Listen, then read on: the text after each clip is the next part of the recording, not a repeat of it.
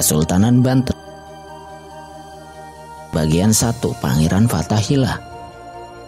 Pada masa-masa tersebut, Banten masih menjadi wilayah bawahan dari Kesultanan Demak. Sebelumnya, wilayah yang kelak dikenal sebagai Kesultanan Banten adalah bagian dari Kerajaan Pajajaran. Pusat pemerintahan Kerajaan Pajajaran terletak di Pakuan atau yang sekarang dikenal sebagai Kota Bogor. Pada abad ke-16, Kerajaan Pajajaran merasa terancam oleh tekanan kesultanan di sebelah timur mereka, yaitu Demak. Untuk mengatasi ancaman itu, Pajajaran mengizinkan Portugis untuk membangun kantor dagang dan benteng di pelabuhan utama Sunda Kelapa. Ketika itu, Portugis sudah berhasil menguasai Kesultanan Malaka dan mengendalikan perairan di sekitarnya. Benteng pertahanan di Sunda Kelapa itu dianggap sebagai bentuk provokasi oleh Sultan Trenggono, pemimpin Demak. Tidak menunggu lama, Sultan Trenggono mengirim pasukan Demak menyerbu Sunda Kelapa. Penyerbuan ke Sunda Kelapa itu dipimpin oleh Fathahillah. Bukan hanya di darat, dari lautan, Angkatan Laut Kesultanan Demak mengepung Sunda Kelapa dengan puluhan kapal-kapal perang. Tahun 1527, tepatnya 22 Juni, pasukan Demak akhirnya berhasil menguasai Sunda Kelapa. Fathahillah, pemimpin penyerbuan tersebut, kemudian mengubah nama Sunda Kelapa menjadi Jayakarta. Kelak, Jayakarta akan dikenal sebagai Jakarta. Sekarang, tanggal 22 Juni diperingati sebagai hari jadi kota Jakarta.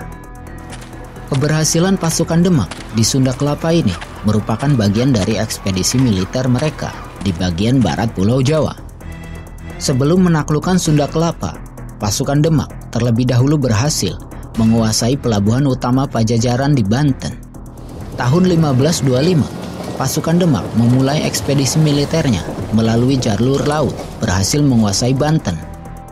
Sultan Trenggono kemudian menunjuk Fathahillah sebagai pemimpin di Banten.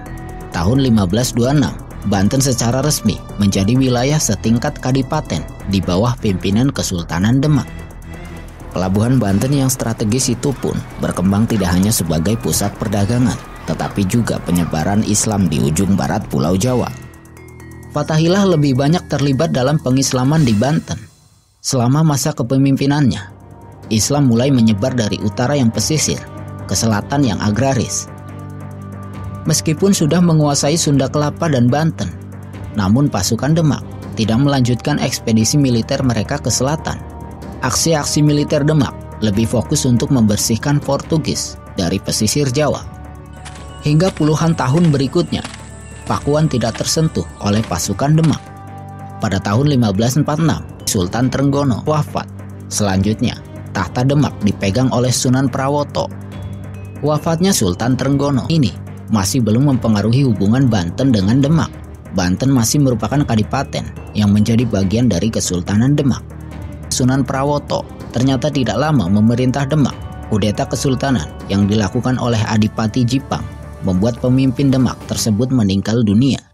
Adipati Pajang Hadiwijaya yang masih merupakan menantu dari Sultan Trenggono berhasil melakukan pembalasan dengan menyingkirkan Adipati Jipang. Tragedi kudeta itu mengakhiri sepak terjang Kesultanan Demak. Kekuasaan selanjutnya bergeser ke Pajang.